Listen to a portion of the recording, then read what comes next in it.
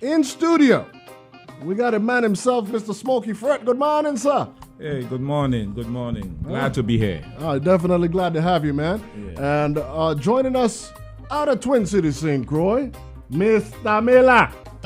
Good morning to the people of the Virgin Islands. Thanks for having us. Of course, man, of course. Pleasure to have you. First question, easy one. What motivates you to seek political office? The condition of our people. Basically, that's it. Our society is not organized to take care of our people. So that motivates us. Okay. And of course, that comes from our history. Our history, in terms that if you understand our history, we have certain obligation and responsibility to help out to put our people on a footing, no matter where they are, so that they can take care of themselves. So what took place in the past will never happen to us again. All right. Now, Mr. Miller, how did you agree to accept the post as Lieutenant Governor in this bid? Well, we have, of course, Smokey Fred came to me and asked me to be his Lieutenant Governor nominee. I said, I'll think about it first. And I see that there's a lot of issues that are current and past. Administration has been kicking the can down the road, as like addressing the hospital situation, the water and power authority situation, our schools, our education of our children, where we're reading at below grade average level, and that education is the key to the advancement of any society. And if our children are not being educated properly, I find that there's a need for us to create policies to help, programs to help our children get the proper education that they need. And so that's one of the reasons why I entered into the ring. Our people, the grassroots people, are crying out. They're not satisfied with past and current legislature or government administration, and this Frett-Miller has the exceptional fortitude to address the needs of the people of the Virgin Islands. All right, now you mentioned education. What would be some of your fixes for the Department of Education? Besides building the facilities, it looks like we have broken on all the old facilities, but we haven't started to rebuild them. We're building the facilities. But the most important part of this whole educational process is the curriculum, my brother. The purpose of education is to provide our society, through our children, the skills necessary to make us a viable people. It is not happening. We are giving our children this general information that it doesn't even mean anything. We have to import teachers, we have to import doctors, we have to import nurses, we have to import skills people, we have to import everybody. So then why do we have an educational system? It just doesn't make sense. And we have control of our children from K grade to 12th grade, where there's 18 years, and we graduating young men and women with no skills at all to immediately take care of themselves. How could you explain something like that? So you're proposing more vocational education? Or? Every child that goes to the public school must come out with some kind of skill under the belt, vocational skill under the belt. All right. Now, what would be your most significant accomplishment to date? In terms of life? Yeah, in general. Well, for me, it keeps going. You know what I mean? When I first graduated from college, that was a big thing, for our family. Then I became a senator. That was a big thing for our family. And operating our business for over 30 years, that's a big thing for us. That's a big thing for anybody. Yeah. A business for 30 years in the Virgin Islands. Arian's Bar and tough. Restaurant. Yes, sir. That's a big thing for us. And the food is good too. And our ambition to help our people continue to grow. The sky is the limit as far as we are concerned. So those are the things that, and now to become governor will be the climax of all of this thing that we've been trying to do. Understood. And Mr. Miller, what about yourself? My accomplishments during the storm, the Hurricane Irma and Maria, those are accomplishments that I'm very proud of in assisting our people in getting back power um, and also I was a lead inspector in the roofing program, where we were trying to help our people get roofs back on their homes. And start to see that program has, is now non-existent. Well, it's actually been, they're dragging their feet as far as getting these homes repaired. And so those are two of my greatest accomplishments, assisting our people in getting back power. I was a lead engineer in the restoration on Feeder 4, and I also a lead inspector in the roofing program. And also, one of my biggest accomplishments is taking the VI government to court to ensure that Act 4844 the mandate be followed, which is VI history to be taught from kindergarten to 12th grade. The lack of that is what's causing our children to act like there's John Wayne and Clint Eastwood, instead of acting like there's Hubert Harrison and Caspar Holstein and Rothschild Francis and all those leaders of our past ancestors that made ultimate sacrifice to get us where we are, Rashidi, even for you and I to even have this kind of reasonment on the air without being hung. Freedom to express our will and our thoughts without being crucified or condemned. All right, and you did that as an independent citizen, clearly, not a political position. Right. What is your platform? It entails a lot of things, but the main thing, 4 things that are so important to any country, any island nation, the institution that makes it work, that is there to take care of us. Healthcare institution, that has to be immediately rebuilt. When we get there, if we are not satisfied, and right now looking on the outside, we are not satisfied with the progress that is taking place, because after any disaster, the first institution that is looked at and rebuilt is your health facilities, because people get damaged, people get hurt, and you need that to take care of them. We are talking about 5 or more years since the hurricane, and nothing has been done. Then the ability to feed ourselves, agriculture, we have to move to that particular point to be able to feed ourselves. And then education, the judiciary system, and crime. All right. In reference to the judiciary system, what do you propose? We have to look at that more closely and see what is the problem. What is happening here, Rashidi, is I can arrest you for a crime. And before I could arrest you today, and it could take 7-10 years before your case come to trial. And you might be found innocent, or you might have done more time than the crime that they are accusing you of. Mm-hmm. So we need a speedy trial legislation in place. All right. Then there's a backlog in family court and this thing with wills and different things like that. So the whole system is clogged up, and it's taking too long, to get these decisions that is needed for people to carry on their lives. All right. Now, this might be more suited for your lieutenant here to respond to. What do you propose as a solution to the challenges with the Water and Power Authority? The issue with Water and Power Authority is it's burning at a above average high heat rate. And the inefficiency of the plant is a result of the grandfather units or the old fashion units that they have in the authority.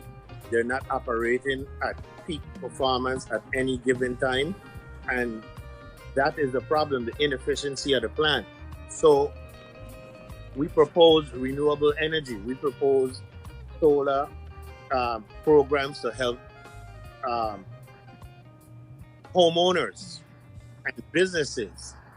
So, and also windmill generation, ocean currents, thermal energy. We want to move away from fossil fuel because we don't control oil.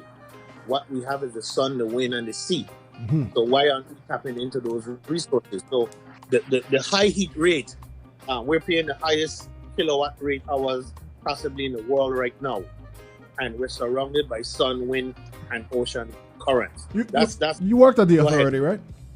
Correct. 15 years. 15 years at WAPA. Okay. Yes, I'd like Mr. to answer that too. The first thing the Frett-Miller team will do is call a state of emergency on WAPA.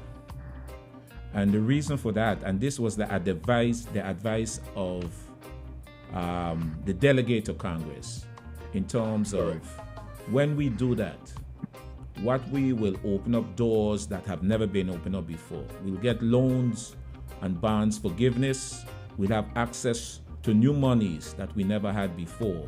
And then we'll have the expertise that is necessary in order to move our facility forward. I just want to make it clear is that WAPA is just not there to provide reliable energy. WAPA is a revenue generating entity. And we want to get it to that point because, as an island nation, we have limited resources to make money. Right. And nobody coming to save us. Don't mind them when they talk about outside investment. That's very limited. The peak of what we had is past. So we have to develop all our income producing entities and make them right so that we could take that money and reinvest it into our people to get them the things that they need for their survival. All right, now this is a hot button topic. What are your long-term solutions for GERS? I have said before that GRS, we needed to get out of this type of system that we are in. It is too costly. And if you do your research, you'll see 80-something% of the states have gotten rid of this type of system. It's like a Ponzi scheme where you need 4 to 1. But can the government afford to hire 4 to 1 employees? As you know, the acceleration of its decline came when the government had no money. So they were forcing people or asking people to retire early, not realizing that once you take people out of this system, you're creating problem for the GRS. So we wanted and we were hoping that when it came time to resolve this issue, that we will broaden our base because we have over 43 to 50% of the people in the private sector doesn't have any type of retirement benefits. So we need to look for a system that is affordable and a system that could accommodate not only the people in the public but also in the private sector. And you can do it many ways with a combination of what's out there. And that's what we plan to do. So do you have one in mind, or? We're still looking at to evaluate because many states now and many places are doing a combination instead of one. Okay. You understand? And we want to look at it carefully and make a decision. But we are looking at it closely right now. All right. What solutions would you have for the state of mental health in the Virgin Islands? Very important situation. Because we take this thing to heart because Rashidi, any of us could stumble anytime. That's for sure. You understand? Because of the pressure of life, because of life situation, we could stumble. So what we need is, number one, we need a facility that can house these people. The government have a lot of land, ain't doing nothing, a lot of building that need to rehab to do with that. Then we need to get staffing, right? Nurses and psychologists in order to deal with these patients. Then we need monitors who could assist in an outreach program where you could go and get these people and bring them in to make sure they stay, get their medicine and stay on the program that has been described for them. And then we have to find ways to bring them back into society, jobs, a place to live, to help themselves. And we are willing to do that from the beginning. It's necessary. All right. So a lot of people talk about the importance of youth. It's part of the reason why we were even late in our interview today, because we had some young folks in here. What are you willing to do to prove the importance of the youth of the Virgin Islands? Youth is important, and the first thing, like my LT said, education, that they get the best education possible, that they can compete and make a living for themselves, and also fulfill the needs of our society. So education is the number one thing we have for our youth. We also want to incorporate sports as a academic alternative for our youth. Our youths like sports. And you see, we have the talent here in the Virgin Islands, but we haven't been able to develop it. These people really get the development outside of the territory. We're going to invest money from the elementary level in order to develop our children in this particular area. Our children, especially the male, like to be active, and we're going to give them an alternative. All right, Mr. Miller, I want to give you an opportunity to answer the same question. How would you prove the importance of our young people in our community? Well, to show the importance of our young children, first we have to bring back all the programs that we have dismantled for the youth, like the youth. We have the youth PAL, youth commission, and boys clubs, and all these different after-school programs that we have. Also, we need to retrofit our housing communities where the children have playgrounds to play on, and so they can hone the athletic skills and shorten the programs, after school programs, to have to shorten the knowledge and understanding of our society.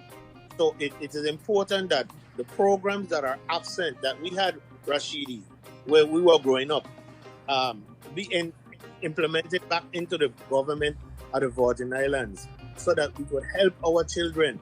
Our children are bored right now. You know, they're computer literate, and we don't have programs for them to use their hands and they use their minds to excel in our Virgin Islands society. So again, the installation of programs for the youths that are absent, all those programs, like I said, the youth, we have the youth commission, PAL, the police athletic leagues, and the basketball tournaments and baseball leagues and stuff that we had. Even our libraries. I think we need more libraries, and we need to encourage our children to read more so that they can understand what reasoning is about, not cussing and, quarreling with each other. So we need to hone our children's skills. And by doing that, we need to institute back the programs that we had when we were growing up. So if it worked for you and I, Rashidi, sure it will work for the children in the future. No doubt. All right, could I add something to that? Go ahead. One of the things that we got to do is get our children to know their history. That's important because, Rashidi, you and I went to school. Did anybody tell you what was your responsibility to your community, to your fellow men, or even to your people? Not to my recollection. Not to mine either. So therefore, this is a problem. So we have to install this into our children by knowing their history and where we want to go and whose responsibility is this to take us there and why, because of what have taken place in the past. We must institute that into our children. It never was done for me, so now education is just a self thing. And it's not working, and our society is going to hell because it's not working, because we are not telling our children what is their responsibility. All right. There's a psychological effect that it has on our children by not knowing who they are. Right. It's very serious. It needs to be addressed. Our children think they're John Wayne and Clint Eastwood again. They're not thinking about our ancestors that did great things that are recognized around the world. And we're not even honoring these individuals. So right. Our children know that they come from great people. No doubt. Now, okay, I got Tamara Walcott, the world's strongest woman, is waiting in the wings, and this question kind of leads into it. Where do you stand on arts, entertainment, and athletics? Well, it's definitely a part of our economic situation is to sports tourism, which local internal entertainment, which include arts and different things. We're going to help develop those areas. Rashidi, when local as well as visitors come to the Virgin Islands and they say, man, instead of staying home, hey, I want to go see a basketball game. I want to go see a cricket game. I want to go see the arts. I want to go see a tennis game. I want to go see a soccer game. That these things, we have to take these things to at least semi-professional level, so they can also be an income generating, measure for our territory, so the money can circulate within the particular community. As you know, that when you have a sport event or entertainment event and the vendors come out, that's like a chain reaction. Right. And we want to develop sports in every avenue so that people have different interests in sports. I like basketball, you like football, you like the arts. Let's develop these to the level where people could actually take their family out and have a good night in the Virgin Islands. There you go. Old school Spurs fan. I know. All right, so in synopsis, tell me, why should we vote for the Frett-Miller team? Because we are grassroots. And also we are here to move the grassroots people. We are saying to the people, under the Frett-Miller administration, we want to help our people to put them in a better position where they can take care of themselves and also be more competitive in this type of society. That's why you should vote for Frett-Miller. Appreciate you, Smokey. Thank you so much for coming out. I got the world's strongest woman waiting, and I don't want no trouble with her. Okay. It's the new rhythm. Yep, there's an app for that. It's called Vivid Streaming, and you can download it in the app and Google Play Store.